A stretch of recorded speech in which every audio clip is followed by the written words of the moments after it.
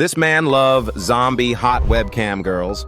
Yeah, boy. So, he hires 3 dumb members of a group who catches zombies just for fun. As they bring that zombie model to that man, suddenly, Mother Teresa burst in to get some extra yoga classes from humans. Not just Mother Teresa, all zombies outside go berserk, but this wasn't the case before zombie attack. In the near future, the world is filled with zombies who coexist with ordinary humans and have become a common sight in the megacities. One day, a slow-witted giant named Freddy, after buying a coffee, bumps into one of these supernatural beings and spills his drink. The zombie is annoyed, but what can you do to someone who's already dead? That's right, nothing. Freddy returns to his car, where his partner Carl is reading yet another book. Freddy vents his frustration about the zombie, who not only had a mouthful of gold teeth, but also had the audacity to beg for money. After mulling it over, Freddy jumps out of the car and within minutes, comes back holding an arm ripped off the impaired living individual. Just then, Carl's sister, who is also their business partner, calls to inform them about a new job. Meanwhile, there's widespread discussion about the situation in the world. It seems that a zombie uprising is brewing as their numbers continue to grow. However, these zombies act like living humans. They can even work, which outrages people the most, as the impaired living are taking their jobs. Zombie populations are increasing globally, and protests for human rights are erupting everywhere. Later that evening, Freddy and Carl arrive at an apartment where a family has finally decided to send their zombified father to the retirement service for the impaired living, managed by the megacorporation Coleman. The poor man's son-in-law meets them at the door, explaining that his father-in-law has been acting erratically. His explanation is suddenly interrupted by a gunshot. An elderly man in a wheelchair who had just been shot by his own grandson rushes into the scene. The boy's father quickly takes the shotgun away and asks Freddy and Carl to take the zombie grandfather away. However, while trying to pull the zombie out of the wheelchair, Carl accidentally detaches the man's head, causing his daughter to faint from shock. Thinking fast, Carl reattaches the head using a metal rod. After collecting payment, Freddy and Carl take the zombie and leave, unaware that real agents from the Coleman Corporation have just arrived at the apartment. However, instead of taking the zombie grandfather, they take his daughter, who had died after hitting her head during her fainting spell. Meanwhile, Freddy and Carl deliver the old man to Don T., a manager of an art gallery specializing in sculptures made from zombie parts. Don initially refuses to accept the damaged goods, but upon seeing the impressive skills of the headless zombie, he pays half the usual price. At the same time, Bob Coleman, the owner of the Coleman Corporation, releases a new advertisement. In it, he claims that his scientists have been studying the human brain for years, which is why he established the retirement service for impaired living individuals. Ironically, the daughter of the elderly zombie is now being taken to this very facility. Freddy and Carl later meet up with their business partner Gigi, who Freddy has long been hopelessly in love with. Gigi, frustrated by the small payout, demands an explanation. The pair admits that they accidentally damaged the goods. Meanwhile, the head of Coleman Corporation's security division, HT, discovers the disappearance of the reported zombies. He summons Stanley and his sidekick, Rocco, who were responsible for the delivery. The company lost $25,000 due to their negligence, and HT is determined to get answers. Later, Freddy visits Carl and Gigi at their grandmother's house, where she treats Freddy like family. Carl, meanwhile, is watching a live stream by Mandela Silverella, a web personality he is hopelessly infatuated with. When Freddy unintentionally ruins Carl's virtual date, he decides to leave and go after Gigi. Freddy reveals to Gigi that he has obtained the address of their next impaired living client. On their way to the new destination, Freddy confesses his desire to propose to Gigi. Freddy slips a ring onto a broken finger of a zombie, causing Carl to protest since he clearly dislikes Gigi. As the pair argues, 2 masked men suddenly burst out of the house, revealed to be Stanley and Rocco. They knock Freddy and Carl out with stun guns. The friends regain consciousness tied to chairs inside the house. Stanley explains they've fallen into a trap, while Rocco, trying to show off, No, please.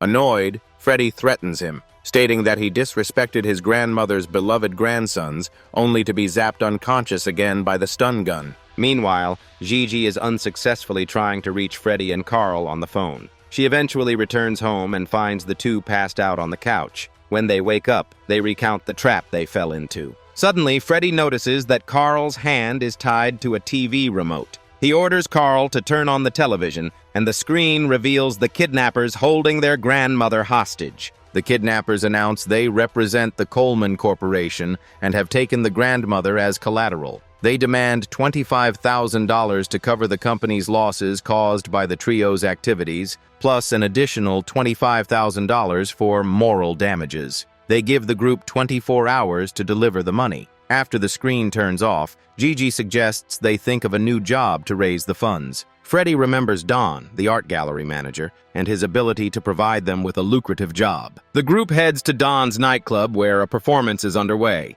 On stage, they recognize someone familiar, one of their former clients. At the same time, the kidnappers take the grandmother to Stanley's apartment. Stanley threatens her, unaware she's already one of the impaired living. Rocco also believes he has transitioned, but their boss refuses to accept it and leaves in frustration. Meanwhile, the grandmother casually inquires about the activity schedule at the apartment, wondering if there's bingo or Friday night dancing. Back at the nightclub, Don introduces the group to a collector of zombie celebrities. His walls are adorned with posters, including one of the famous actress Silverella, who bears a striking resemblance to Carl's crush, Mandela Silverella. The collector, in a dramatic gesture, showers everyone with golden dust and declares he wants Silverella herself for his collection. However, since she's deceased, they'll need to dig her up from her grave, which happens to be in a cemetery owned by Coleman Corporation. Gigi demands $50,000 for the job,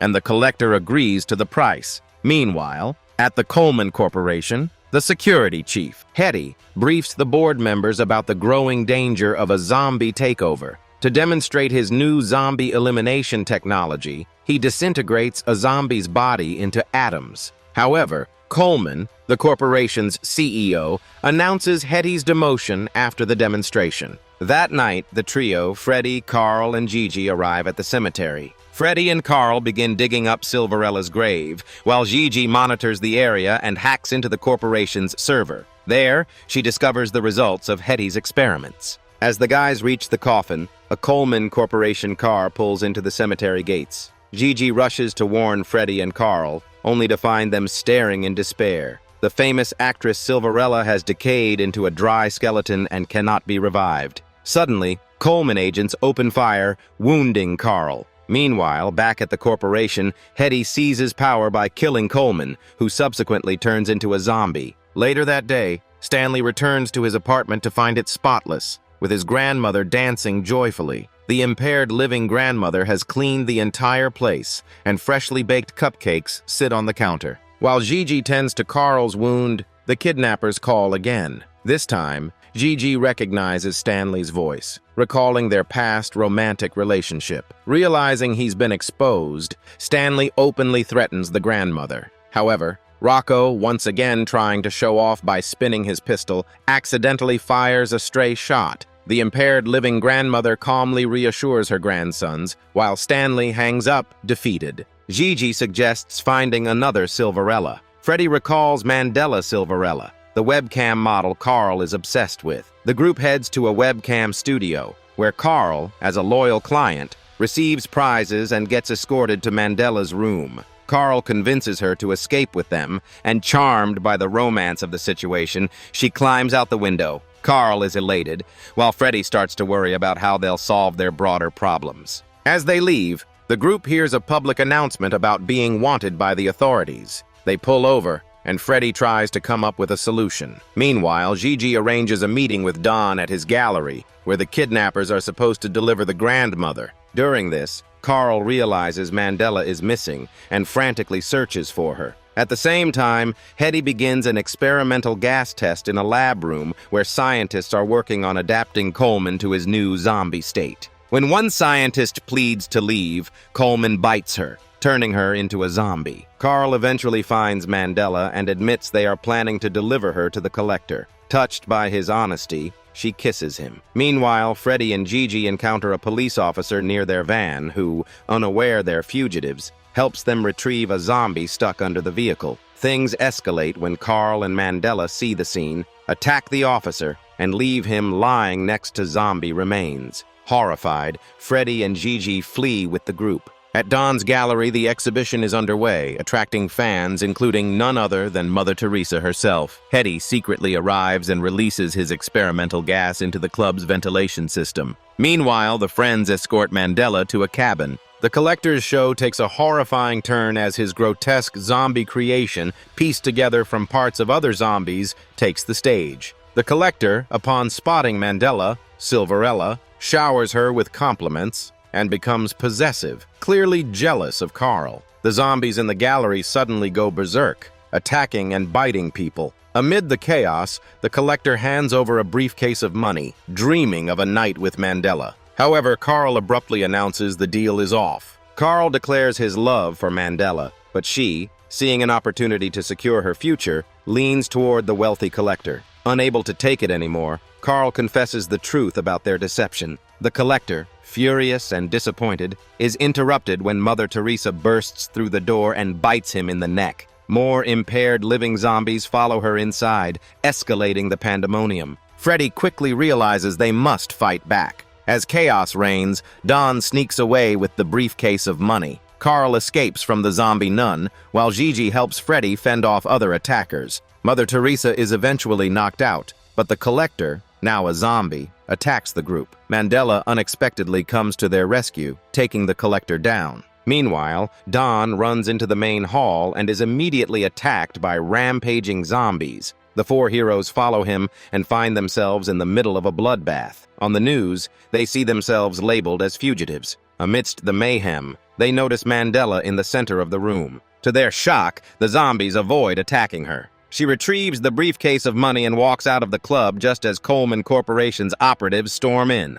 The group barely has time to process Mandela's betrayal before the operatives open fire on the zombies. Apologizing to each other for their mistakes, they gear up for one last fight. Freddy takes a blow to the head and is knocked out. Gigi injures her leg but manages to help Carl with her firearm. As Carl is cornered by the monstrous zombie creation, he finds an electric saw and uses it to destroy the abomination. At this moment, Hetty arrives with reinforcements. The operatives gun down the remaining zombies. Hetty captures Mandela, planning to use her escape and the chaos to frame the group for the project's failure. He reveals his intention to use this disaster to prove to the world that zombies are indeed a threat. However, one of Hetty's own operatives suddenly turns on him, shooting him dead. This shocking twist leaves the group in disbelief as they try to figure out their next move in a world spiraling further into chaos. While Hetty knocks Stanley unconscious, Maggie accuses him of recklessly killing zombies, claiming she has seen the corporation's security footage as proof. Hetty, enraged, prepares to execute the group. In a desperate move, Freddy breaks Hetty's neck, but the man immediately reanimates and shoots Freddy in the chest. Maggie picks up a saw and decapitates Hetty, sending his head flying across the room. The group mourns Freddy's apparent death, but to their shock, he suddenly stands up. Pulling a small box out of his pocket, Freddy reveals an engagement ring case that deflected the bullet. An incredible stroke of luck. While everyone rejoices at his survival, Stanley regains consciousness and seizes the briefcase of money. Stanley calls the apartment, where Rocco and Grandma are cozily watching a romantic soap opera on the couch. Distracted by his anger, Stanley doesn't notice the monster's severed head, which bites him on the backside. Later, the friends leave the gallery, only to be greeted by a furious crowd accusing them of causing the disaster. 2 weeks have passed. Grandma is now the life of the party, while Rocco and the others remain free, as no evidence was found to convict them. However, the infection has spread, and society has transformed. Monsters now roam the streets freely. Among them, Stanley wanders the city with the stolen briefcase of money.